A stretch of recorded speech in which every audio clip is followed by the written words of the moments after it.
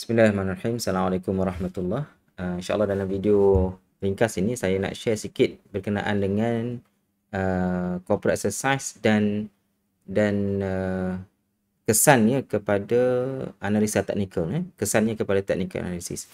So, sangat penting, jangan ke mana-mana, jumpa lagi saya bahas ini insyaAllah.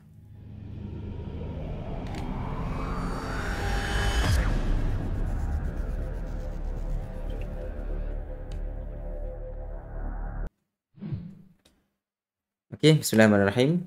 Tuan-tuan semua, perasan tak ada satu banyak keadaan di mana bila kita analisa, bila kita membuat analisa teknikal, kita rasa betul dah dari segi entry kita, ikut syarat semua dah, tetapi ada kalanya kita punya strategi tu nampak macam tak tepat.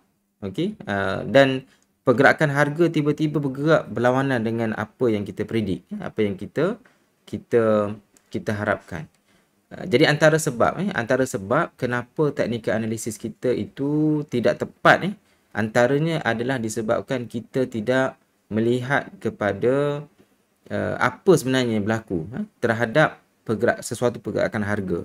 Contohnya bila berlaku breakout, bila berlaku breakout, kemudian cukup syarat, breakout dengan volume, cukup syarat, tetapi bila kita buat entry, tiba-tiba mungkin hari esok ataupun lusa dia turun, dan bukan turun sikit, bahkan turun banyak. Benda ni yang kita nak cuba bincangkan dalam video kali ini. Of course, perbincangan ini dia memerlukan satu wacana yang panjang, tetapi pada hari ini saya nak bagi satu gambaran umum lah, dan mungkin satu contoh macam mana sebenarnya kesan corporate exercise kepada pergerakan harga, di mana sekiranya kita tak aware perkara ni, dia boleh memberi kesan kepada kita punya technical analysis kita, memberi kesan kepada kita punya trading lah. Baik, sekejap okey. So ini saya tunjuk Bursa Malaysia lah. Okey, so alhamdulillah nampak ada macam reversal. Okey, kita update sikit lah berkenaan Bursa Malaysia sebelum kita teruskan perbincangan kita. Kalau kita tengok kat sini, Bursa Malaysia secara umumnya berada dalam fasa bearish lah. Cuma terdapat sedikit signal berlaku rebound dekat sini. So insyaAllah mungkin akan meneruskan kenaikan dalam masa terdekat ini. So inilah masa-masa yang kita perlu untuk kita contribute ataupun kita lebih cakna dengan pergerakan saham-saham di Bursa Malaysia, kerana inilah mungkin masa permulaan untuk pergerakan bullish. Tapi wallahualam sejauh mana dia berkekalan pergerakan ini, kalau kita tengok secara umumnya, dari segi medium ataupun long term, dia masih lagi berada dalam fasa bearish. Okey. So saya nak bagi contoh apa yang berlaku kepada FGV. Saya tuan-tuan, saya ada tanya dalam grup Telegram, grup Telegram channel Smart Money Academy. Sesiapa yang belum join boleh join. Okey, saya tanya kenapa FGV membuat pergerakan yang luar biasa semalam pada 30 Mac 2023. So mungkin kita boleh tengok counter FGV. Yang ni bukan buy call ataupun sell call. Ni sebagai contoh sajalah, sebagai contoh saja. So kalau kita tengok dekat sini tuan-tuan, kalau kita tengok dekat counter FGV, dia berlaku pergerakan yang luar biasa. Okey. Luar biasa pada 27 Februari, kemudian ada 17 Mac, kemudian yang paling penting semalam adalah 30 Mac. Pada 30 Mac, FGV membuat gap down dekat sini. Dia membuat gap down lah dekat sini. Alright, so ada gap down dekat sini.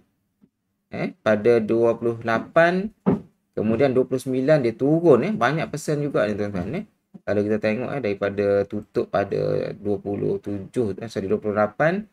29 dia buka dengan harga berapa tu? RM1.44. Dan sebenarnya gap yang sangat banyak lah, 8% dalam 8%.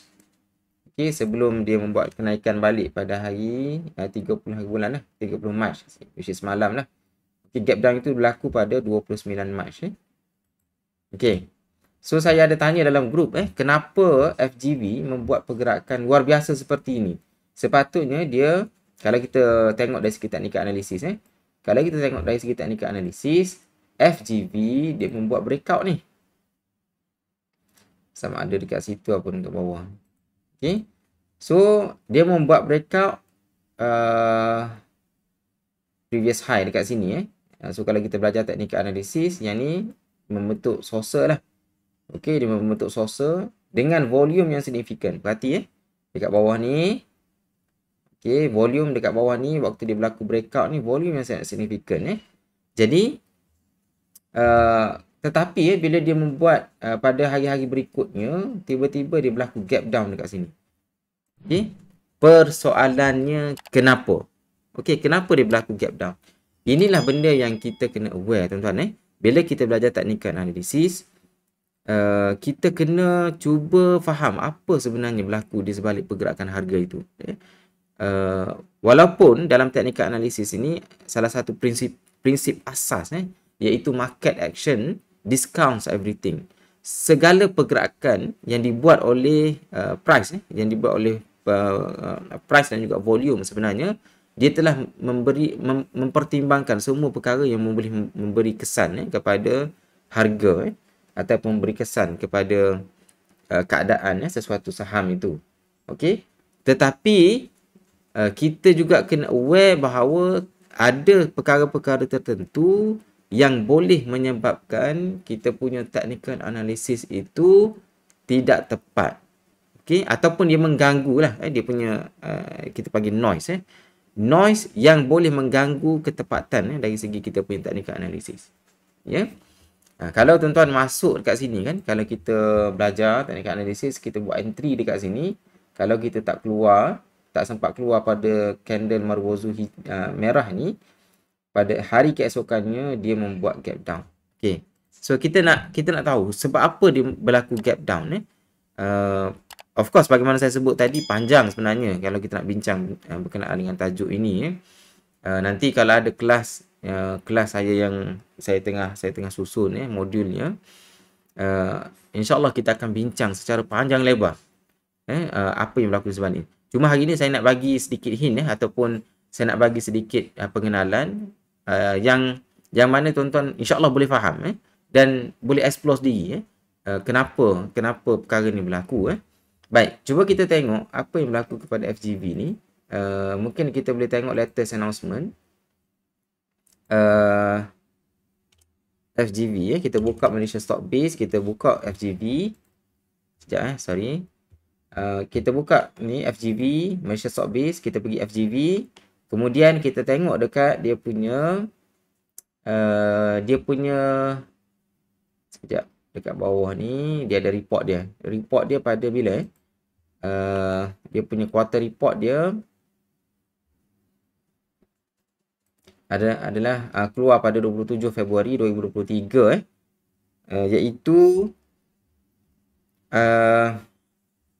quarter 4 lah untuk financial year and yang berakhir pada 31 Disember 2022 So kita baca detail lah dia punya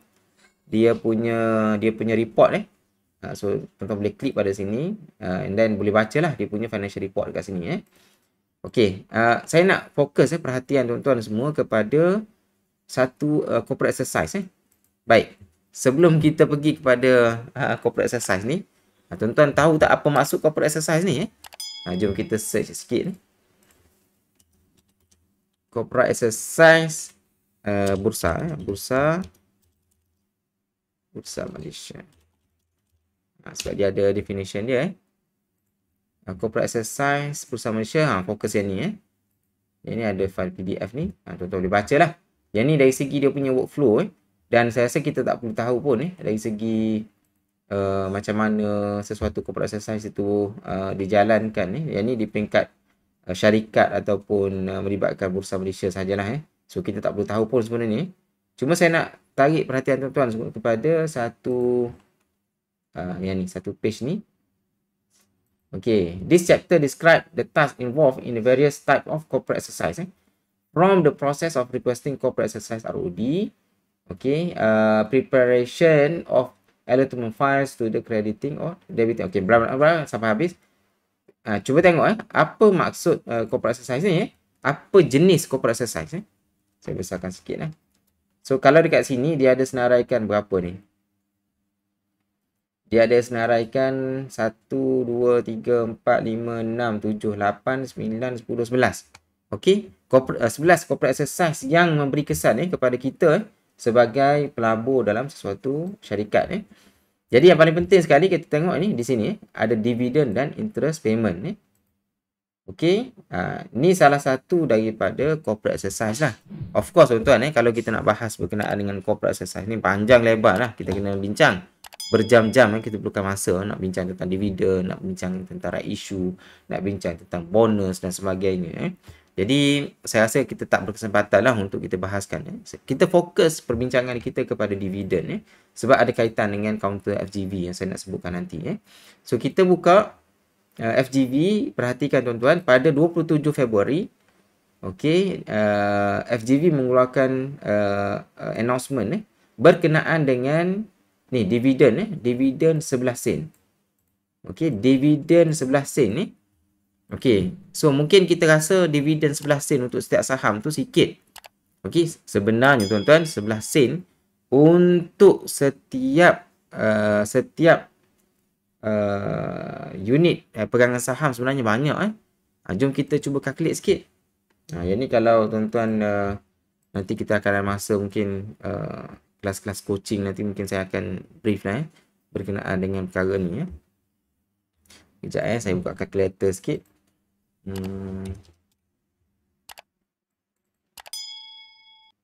Yang ni kalau kita nak bahas ni panjang tuan-tuan. Okey, so sekarang ni FGV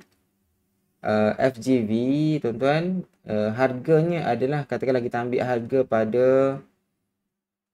pada puncak dia lah, dalam RM1.6 dalam RM1.6.61. So katakanlah kita ada modal RM10,000. Katakanlah kita ada modal RM10,000. Okey, kita bahagi dengan RM1.60.